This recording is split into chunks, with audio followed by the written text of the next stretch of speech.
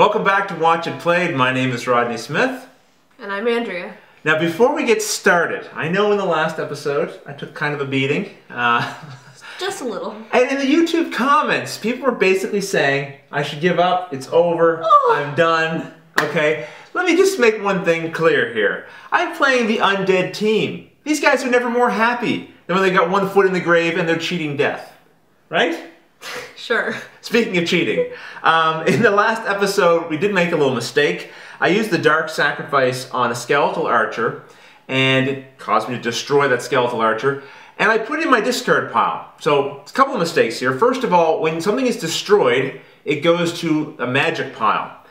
But in particular, the skeletal archer, when it's destroyed, it has an ability, you have to roll a die, and depending on the result of the roll, it's either going to go into a discard pile or into a magic pile. So we're going to re-roll right now and find out where that should have gone.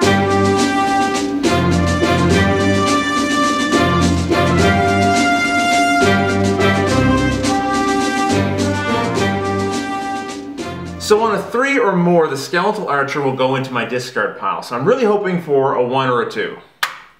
And it's a 4. So it's going to go in the discard pile where it already is, so nothing changes. So I want to thank Erlanson555 for catching that mistake. Appreciate that. And now on to my turn. And my move has been supplied to me by 2 different players, actually. I'm creating one of those mutant moves where I can't decide which player, a suggestion that I want to use. So I'm combining 2 of them together. They're both very close with just a small variation. One of them came from Drugs for Robots, who submitted in the last video. And the other one came from Carrie Suvavera. And sorry if I'm mispronouncing your name. And Carrie actually wrote out exactly what I was supposed to do for the first 3 things. Drawing cards, summoning, and the event phase. And I'm going to put the exact text that was given to me on the screen, and I'm going to act it out, and then we're going to go to the table.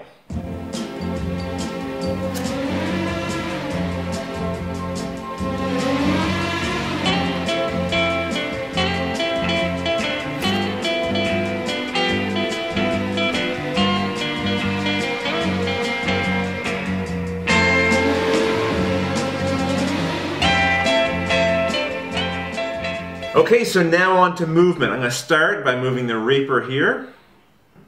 And then this zombie warrior is coming around here, and so is this Reaper. And now it's time to attack. And the first to attack will be the Reaper here. Now don't forget, the Reaper has a card underneath of it, and that means it will attack with an additional die. So it's going to get 2 dice. And that is enough to defeat the Guardian Knight. And that Guardian Knight is now going to go underneath of the Reaper as well. So now, this Reaper is going to attack with 3 dice every turn, Andrea. And now my Zombie Warrior is going to attack this Guardian Knight here. It gets 1 die to attack with, and it is enough to defeat it. So this is going to go to my magic pile, and the Zombie Warrior's ability is I get to go into my discard pile and bring out a new Zombie Warrior and put it in that place. So there we go. And for my last attack, this Zombie Warrior is going to attack the Priest. Not wasting any time with that Zombie Warrior, going to get into the action. And it's a miss. And then for my build magic phase, I am going to put my last card into my magic pile. What do you think, Andrea? Tide's turning a little bit in my favor, wouldn't you say? Maybe. Alright, well it's your turn to draw cards. Okay, I have to draw 3. Oh. Or 2. Yeah, speaking of being out of cards, Andrea's draw pile is now empty as well. Let's give her a chance to decide what she's going to do.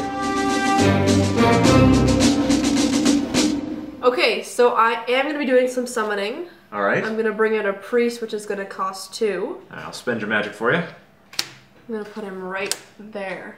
Yep. And then I'm also going to bring out a wall, which is going to go right here. So for my movement, my summoner's going to go here, bring a priest up here, and a guardian knight up here. I don't like the looks of this. So my summoner's going to attack first with 2 dice. And 2's all you need to kill the Reaper. Oh, you have to re-roll that one. 1 hit. Alright. Yes! Ah, 2 hits. Okay, well this is really bad because hitting my Reaper, she doesn't just get the Reaper, she also gets all the cards underneath of it going to her magic pile. So that's 3 cards. Yikes. Next, my Guardian Knight will attack the Zombie Warrior. Okay. Hit. There's a hit. And now the Priest will hit him as well. No! The priest will miss. So I am not building any magic. And that's the end of my turn. Well, it's nice to have the option to build magic. I am not going to be able to draw, because there's no cards to draw. I have nothing to summon, no event cards to play. So we're going right back to the table. I got to plan some moves and attacks. Okay, some more difficult choices here. For movement, I'm going to bring the Reaper over here. I'm actually going to bring Reptalis over 1 and then up 1. And now it's time to attack. And so instead of attacking with Reptalis, I can spend 2 magic points, which I'll do right now. And then I can bring one of my common units and put it adjacent to Reptalis. And I'm going to bring out a Skeletal Archer. I want something with a bit of range. And that was also the suggestion that came to us from one of our players. Next, I'm going to do some attacks. So the first thing it's going to attack is my Zombie Warrior is going to attack this Guardian Knight with 1 die. And that's a hit. Not cool. Next, the Reaper is going to attack this priest here.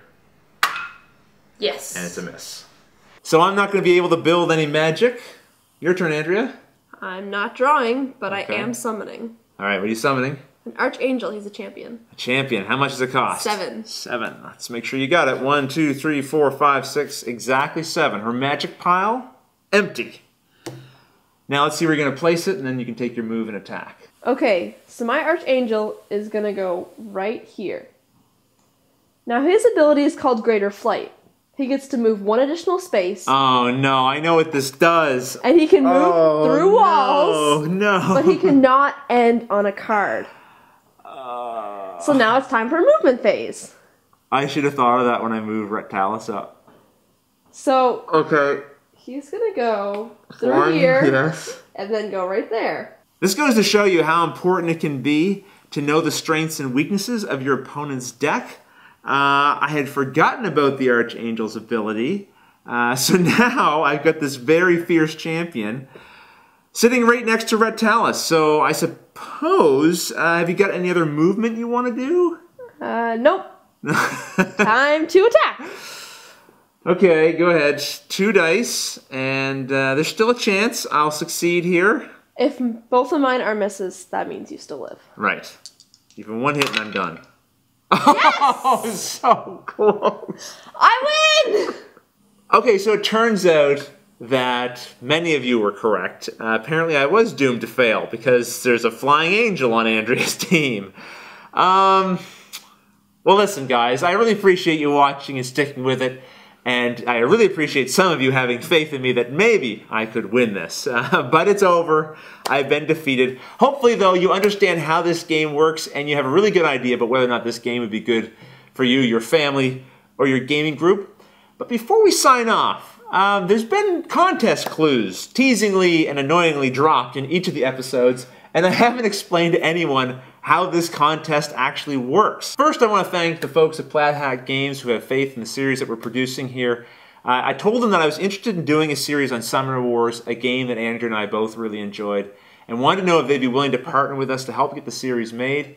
And they agreed to do that, which was really nice. And they also agreed to supply us with 2 starter sets that we could give away as part of the contest. So one lucky winner is going to be receiving both of the starter sets for Summoner Wars. Now, how do you enter into this contest? It's very simple. If you've been paying attention, in each episode there has been a clue. And most of those clues are part of a bigger phrase or term that comes up in the game of Summoner Wars. So as an example, one of the clues was the word stone.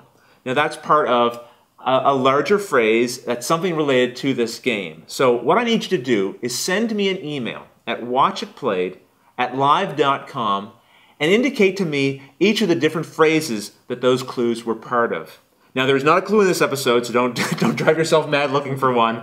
All the episodes previous to this one had clues in them, but not this one. So send me in an email with all of the completed phrases, and I will then do a draw of all of the correct entries, and we'll have an episode for that. The contest deadline is April 1st, so have your entries in by then. And we'll have the winner announced just shortly after that. Thanks again, everyone, for watching this series. We truly appreciate it. We hope you enjoyed it. We'll be back really soon to announce the next series that we're going to be doing and the game that we'll be doing for that. We hope you will join us. Thanks for watching.